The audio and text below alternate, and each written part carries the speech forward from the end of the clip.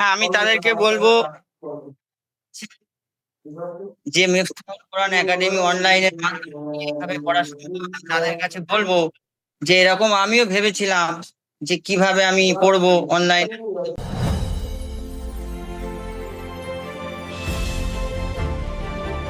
Ya Allah.